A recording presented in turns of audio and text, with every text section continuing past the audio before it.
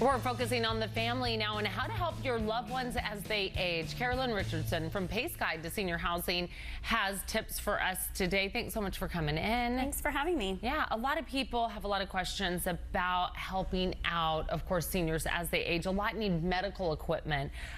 You guys talk about durable medical equipment. What exactly are you talking about? So durable medical equipment are pieces of equipment or devices that people can have in their home to actually assist them to be able to be more independent in their home. You think of things such as a wheelchair or a Hoyer lift or bedside commodes, things of that nature. It gives them the ability to live independent. Yeah, and we're looking at just some of the things you were talking about: shower chairs, threshold ramp, lift chairs, a lot of different supplies. What is the most commonly used? I would say walkers, wheelchairs, Hoyer lifts. They're not common, but they're very important. Grab bars, canes. And some can be really easy to install too, and there's a lot of benefits to making sure this equipment is in the home. Absolutely.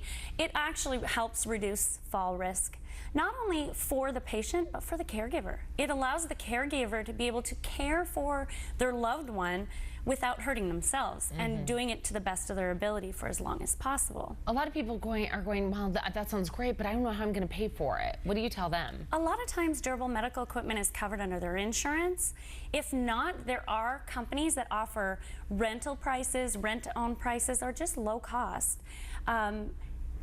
I would say to call a PACE care coordinator so we can determine what's covered. A lot of times bathroom equipment are not covered under insurance, but there's always a way for somebody to get their equipment. All right, and let's talk about that, because you mentioned calling a PACE care coordinator. So someone out there right now, if you're thinking about, well, I don't know how to get help, I don't know where to start, you guys are a great place to start. You can meet with someone one-on-one, talk to them on the phone, they can go online.